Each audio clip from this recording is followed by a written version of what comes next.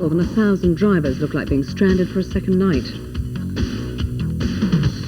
British Gas is to split into two companies.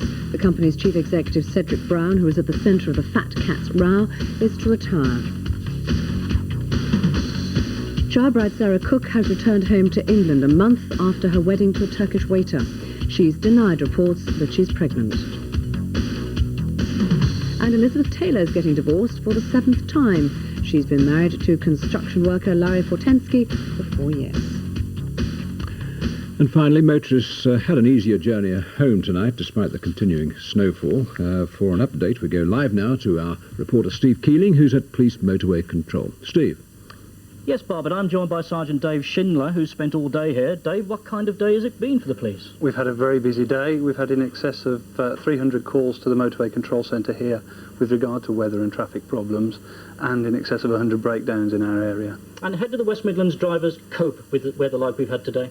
Generally, very well, I have to say. People are getting used to the weather and traffic conditions that we've had over the last couple of weeks now. Now, we can have a look, can't we, at what's happening just a few hundred yards from here through your monitors. We're looking, I think, at the Bentley junction on the M6. What are the hazards there that we should note? There's a lot of surface water. If you look near to the central barrier, there's still snow lying. We can see the water, of course, by the reflection, can't we? Yes. Now, if we move further south, what would we look at here? Another hazard, I think, particularly in that outside lane there. Yes, that's the contraflow lane within the roadworks. That's been closed all day as a result of snow lying in the contraflow lane. And that's because of slush. It would throw slush out And cars. because we don't want vehicles travelling head-on towards one another. Right now, we're expecting a lot more snow overnight, according to the experts. What's your advice to the West Midland drivers when they wake up tomorrow and find their cars covered in snow?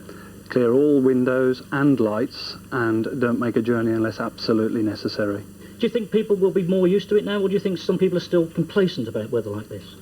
I think there is still complacency. I saw lots of people this morning without headlights on. Please put your headlights on. Well, let's hope they learn a bit more sense.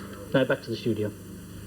Thanks, Steve. And that's where we end tonight's programme. And as they said just then, do be careful how you go. If you want to find out what's happening over the next 24 hours on the weather front, Emma Jesson's coming up. From us, good night.